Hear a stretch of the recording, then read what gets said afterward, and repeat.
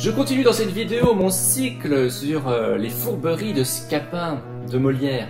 Alors une pièce que un peu tout le monde étudie, et donc je m'étais dit, bon, je vais pas trop la faire en résumé, ça ne m'intéresse pas trop. Puis finalement, je l'ai lue, elle m'a intéressé. On va voir que la fin est certes pleine de rebondissements, pas très crédibles, mais bon, c'est drôle parfois, voilà, puis ça se lit très vite surtout. Alors je suis à ma vidéo sur l'acte 3. Dans l'acte 3, Zerbinette apparaît pour la première fois. Zerbinette, je vous rappelle que c'est la Manouche, la copine de Léandre. Elles apparaissent ensemble avec Hyacinthe en fait. Elles remercient Scapin qui les engage à rejoindre leur copain tout de suite.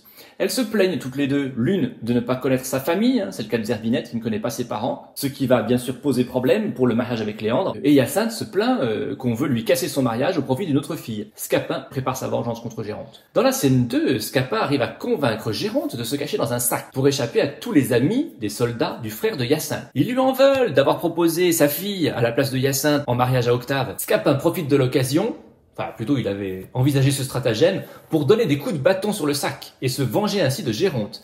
Le comique de la scène tient alors vraiment du brio de Scapin, qui fait plusieurs personnages à la fois, avec plusieurs accents différents. Alors mettons, c'est comme si on faisait un accent du sud, un accent du nord, un accent anglais. Il imite vraiment plusieurs personnages. Et en tant que Scapin, il se plaint de recevoir les coups de bâton. Bah, c'est Géronte qui se les prend sur le dos, bien sûr. Le problème, c'est que Géronte sort à un moment la tête du sac et se rend compte que c'est Scapin. Aïe aïe, Scapin s'enfuit. Dans la scène suivante, cela se gâte encore. Géronte rencontre par hasard Zerbinette qui rit du bon tour que Scapin a fait au vieillard pour lui tirer son argent. Ne sachant pas qu'il s'agit de Géronte lui-même, elle lui raconte tout. Géronte n'en rit pas beaucoup, lui. Et le discours final est qu'il faut punir tout le monde, surtout Scapin. Dans la scène 4, Sylvestre apprend à Zerbinette ce qu'elle avait deviné d'après la tournure que prenaient les événements et que prenait la conversation.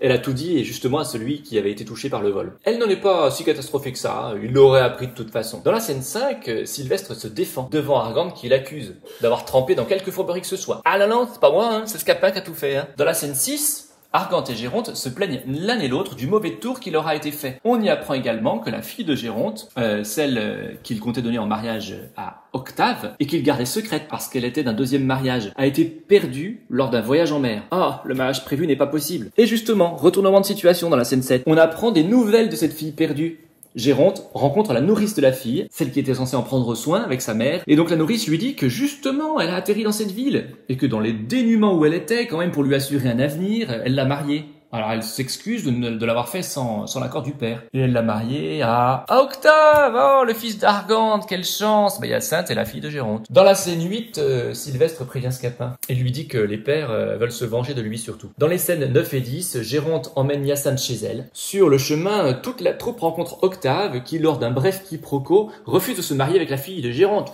Non, je ne me marierai pas avec elle, je veux me marier avec Hyacinthe.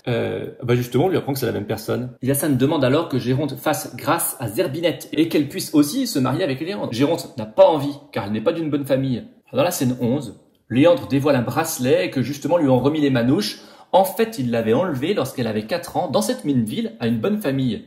Un miracle! Argan reconnaît que c'est le bracelet de sa fille, qu'il avait perdu quand elle avait 4 ans. Dans les scènes 12 et 13, on prépare donc les différents mariages, et lors d'une dernière fourberie, Scapin arrache un pardon à Géronte et Argante. Il apparaît, à moitié mort sur scène. Un marteau est tombé d'un échafaudage, il se l'est pris sur la tête. Au début, Géronte ne lui pardonne qu'à condition qu'il meure, vraiment, comme il le promet.